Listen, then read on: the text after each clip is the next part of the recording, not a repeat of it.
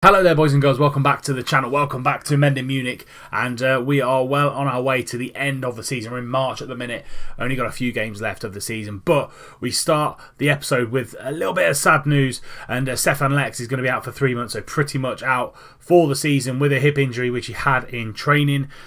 So yeah, going to be missing Stefan Lex. He hasn't really played massively well for me this season. I've dropped him down to Munich 2 while he's being rehabilitated. 21 appearances, 1 goal, 2 assists, 6.72. So all in all, not the best season for him, and been made worse by this injury. So yeah, going to be without Stefan Lex.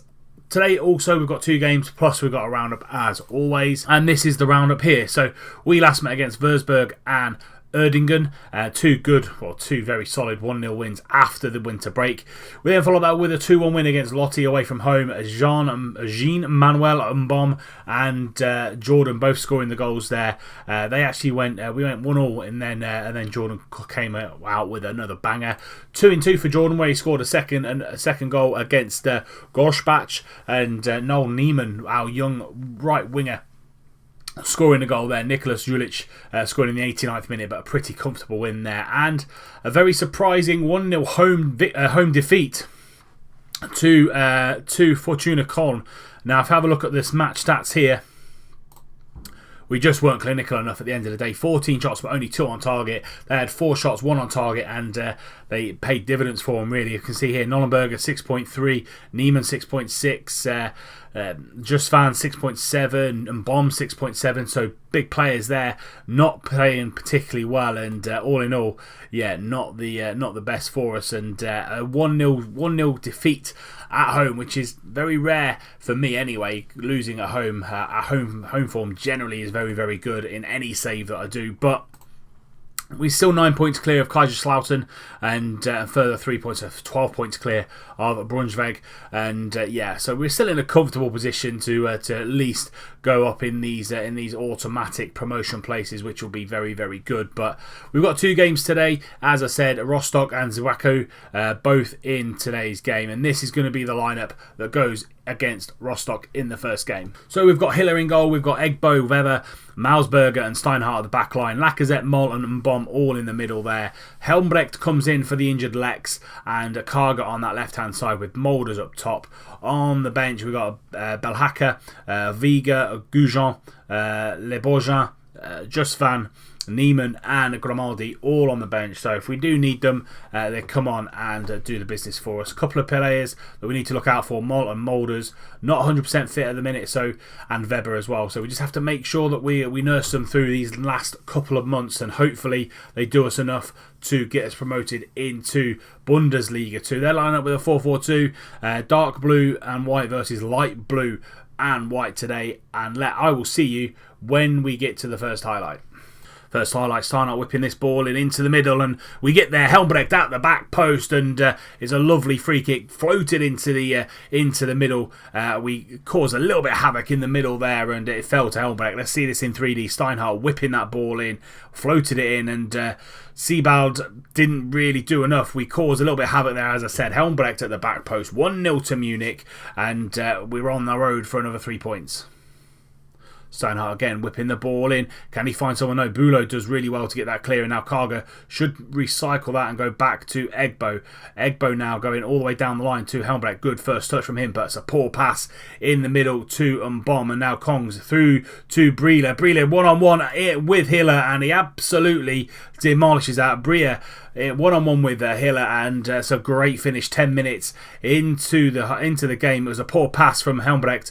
Hilsner gets the ball forward to Kongs, and then Briere straight through the middle, and he just puts his right foot through that. Hiller absolutely no chance. 1 apiece. Steinhardt free kick goes towards the back post, falls to Mausberg, into Karga, hits the post, and they get it clear. So good chance for Nico Karga, been good form for us this season so far, and hopefully he'll get another one today. Steinhardt again, all our attacks coming from set pieces, and that's been been given a penalty. Donker has pushed Weber. Weber is going to step up for a chance to score the first goal back after his injury, and he puts it straight down the middle, and it's 2-1 to Munich. As I said, all of our highlights at the minute coming from set pieces, which isn't too bad. It means we can really put pressure on the opponents, and if we do score from open play, that's just an added bonus as well. But 2-1 to Munich, and say Weber putting that one away. That sees us through to half-time. We're winning 2-1. Kaiserslautern actually losing 2-0, and Brunswick are winning 3-0. So actually, Kaiserslautern losing more ground on us as we speak. Going to keep it calm, say things are going well, but you are capable of even better, and then just passionately say you weren't that bad in that first half. I believe you've got all you can have to improve, and I've got a lot of faith in these guys. Karger actually picked up a little bit of a knock, so we are going to bring him off, and we're going to bring Justvan on that left-hand side. That's the only change we're going to make in the half-time interval, but we go again in the second half. Deep in their half, Donker, their left-back, who gave the free kick away, hawks it forward to Kongs, who goes one-on-one with Hiller, and he now pulls it back to 2 apiece, and I'm just going to tell the guys to tighten up at the back, but it's a lump forward here from Donker, and he just finds Kongs over the top. Weber and Milesberger nowhere to be seen. Hiller goes down really, really easy, and it's now 2 apiece. 20 minutes to go. We're going to take Bomb off, and we're going to bring Le Bourgeon on for him. And we are also going to bring off Moulders for Grimaldi. They're the 2 changes we're going to make for the final 20 minutes or so. Gone slightly more direct with the passing and kept the tempo up, and also gone positive as well. Hopefully the last 15 minutes it will cause us to possibly get a 3rd goal here. Le Bourgeon, lovely through ball to Helmbrecht. Helmbrecht now over the top to Grimaldi. Can he shoot? No, he does, but a little bit too late. Mole falls back to Mole, and he can't pull the trigger either. And it's a really good opportunity for Grimaldi and Mole to put us 3-2 up. And a free kick, Bischoff goes for goal, and Bischoff scores. That's 3-2 to Rostock. We were pushing for a 3rd goal ourselves, but it looks like Rostock are going to do it themselves. And it's a lovely free kick. Heller probably to blame for a couple of the goals today, and all in all, not the greatest performance from Munich. And Bischoff again, carbon copy, but this time Hiller saves it. 2 minutes to go. Gonna get the guys to push forward. Looking like we're going to lose the second game in 2. Really, really iffy run of form at the minute. Rankovic into Bischoff. Bischoff now back to Rankovic, and that's going to be the end of the highlight. 4 minutes of injury time to play. We've dominated this game again, and we've done it quite a few times this season where we've dominated the shots and possession, but just not been clinical enough in putting the ball in the back of the net. Le Bourgeon back to Lacazette. I think that's going to be the end of play. Rostock 3, Munich 2. We went for a winner, but we didn't get it. They did, and they turn us over here. Bischoff being the player of the match, and Egbo 6.5, Steinhardt 6.5, and Grimaldi 6.6, Kargar at 6.4 as well. Again, big players not playing particularly well. That simply put was not good enough. We need to be better going forward. Next game is Waku. The highlight of it really is Kaiserslautern lost, so we're still 11 points clear of them, and Brunswick won, so we're still 11 points clear. We actually extended our lead in the league because of Kaiserslautern losing as well as us. So yeah, 11 points clear now of Kaiserslautern. Kargar is injured. He's out for another 5 to 8 weeks. He probably won't see. He probably won't play the game next with Waku. But I'll see you when we get there, and possibly changes to be made. But before we get into the second game today against Waku, we've actually had our youth intake today, and they generally have a really good youth intake at 1860 Munich. Let's have a look at the candidates. I've not seen this yet. It's the first time I've seen it. And let's see. Oh my word, the potential there is absolutely phenomenal. So let's have a look at some of these. Sajid Taghavi, he's an advanced playmaker. We're looking for an attacking midfielder. 15 years old, so physicals aren't the greatest. Mentals are okay. Good first touch, good technique. Passing needs to be a little bit better. 2-star current ability. 5-star potential ability, so he will definitely be one for the team. Yannick Bunk, a left-sided player. He's going to be inside forward, but can play as a winger as well. Can even play up top. 1.5 star current ability, 5-star potential ability, good physicals on the boy, good flair, good determination, good aggression, technique's good, but the rest of the technicals need to be massively worked on. So we'll have a look at that. He's a fickle personality as well, so not the greatest. So if we really kind of really get under his skin a little bit, he'd probably be on his way. But Yannick Bunk there as well. Nicolas Strangle, good right back, 1.5 star current ability, 4.5 star potential ability, good crossing, good heading, good marking, good tackling, good positioning, teamwork, good mentals. Physicals again need to be worked on, good stamina, good strength, good pace. So all in all, another good 15-year-old in Nicolas Strangle. Dominic Lenz, a defensive midfielder, ball-winning midfielder, or a deep-line playmaker, which is something that we probably need to be looking at, a little bit more playmakery in the back of the line. Good tackling, good technique, good aggression, good bravery, good determination, good decision-making, positioning, vision, all really good. Loyal player as well, 1.5 star current ability, 4-star potential ability, so one we'll probably definitely sign up there. And wow, we've got another one. I've got loads of 3, 4, 4.5 and 5-star players. Paul Bunkard, another right back, or even a centre back, 6'1", so he can play in that centre back role. And again, 1-star current, but up to a 4.5 star potential. Good decision making, good determination, good bravery, good teamwork, good work rate. 9 heading, 7 marking, 9 tackling. He's only 14 years old. That is ridiculous. So yeah, all in all, he will definitely be one for the next few years. Lucas Koch, another central defender, 9 heading, 12 marking, 13 tackling. Those mentals need a little bit of work, as do the physicals. 5'10", a little bit small for a centre back, but if you get his jumping reach and his heading up, that shouldn't be too bad for Lucas Koch.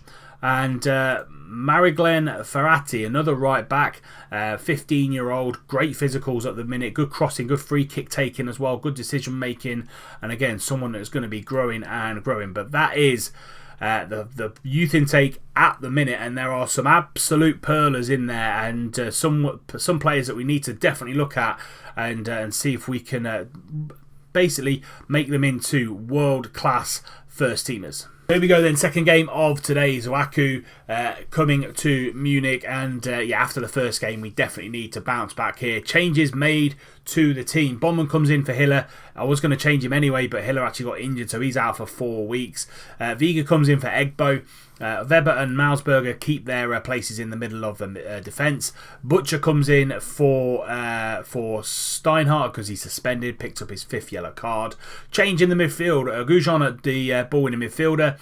Bon keeps his place as the advanced playmaker, and Le Bourget comes in for the box-to-box midfielder. Helmbrecht keeps his place at right back. Justvan comes in at left wing because Kargar picked up a little bit of a knock, and Molders keeps his place up top. On the bench, Belhaka, Egbo, Lacazette, Moll, Vine, Neiman and Grimaldi submit this team, and I'll see you when we kick off.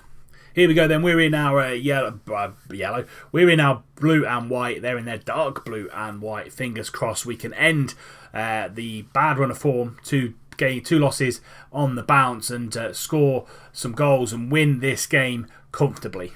But the first highlight goes to Zwaku, and Kong gets the ball from Bickel at the right back, and Kong back to Bickel again, and we're closing him down really well, and Karatis into Bickel, back to Karatis, and he scores. Kartalis scores for Zwaku, and it's going to be looking like another defeat for us. They've scored on around about the 25th minute mark. Bickel, really good play here from Zwaku, and Zatelis, good tackle by Goujon, but it falls back to him. Bondman, absolutely no chance. 1-0 to Zwaku. Highlight just before half time. This needs to go in. We need to go in 1-1 just to give us a little bit of a chance. Justvan now on this left hand side into and Bomb. Back to Le Bourget. He goes for goal, and Bourget shoots over there. And that's going to see us through to half time. And Bomb's looking absolutely shattered. Go into the dressing room and going to get aggressive with the guys. Where's your passion, lads? Go out there. Need to see much more from you. Just on the hour mark now. Goujon from the throw in from Butcher, and Bomb switching that ball over to Helmbrecht, and he's going to go down the right-hand side. Can he get a ball into Moulders? He can. Moulders shoots. Moulders scores.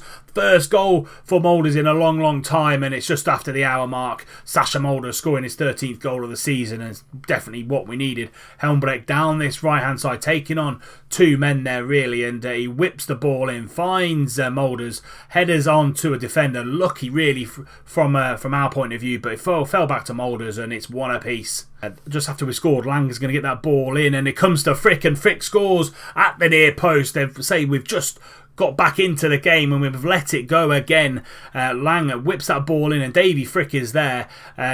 Goes through to the far post. Bickle looked like he was offside, but it fell through to Frick, and it's 2-1 to Waku. Le Bourget going to whip this ball in a few minutes before the end of the game, and Mole at the near post scores his first goal of the season. That is a great corner from Le Bourget, and 7 minutes to go, and it's 2 apiece now. Hopefully we're going to end this run of form and get a point on the board for us, but Mole, lovely finish at the near post, 2 apiece. And there we have it. Full time has gone. It's 2-2. Very disappointing episode today. Only 1 point from 6. Really, to be fair, not the greatest form we're in at the minute. We're kind of slowly coming to the end of the season, and we're just ticking over. We've got a big game against Kaiserslautern next, but we remain 9 points clear of Brunswick, so where we started at the start of the episode, which isn't too bad, but we're 12 points clear of Kaiserslautern, so that's not too bad at all. But yeah, really disappointing episode. Only 1 point from a possible 6, and say no win in 3 in the league. So we're going to be back at the start of April, so we're going to be back against Ossenbrucht and Unterhaching. That'll be the next episode tomorrow, and then the final episode, probably bring you on Saturday or Sunday, will be Karlsruhe and Venhen at the end of the first season. That's it for today's episode. If you have enjoyed it, please do drop it a like. Subscribe to the channel if you're new. We are 5 away from the big 600 subscribers. So thank you very much for all your support. Remember, if you are ticking that subscription button, hit that little bell icon right next to it, just so you're notified every time a video goes live. And until next time, when we bring you Ossenbruck and Unterhaching, I'll see you soon.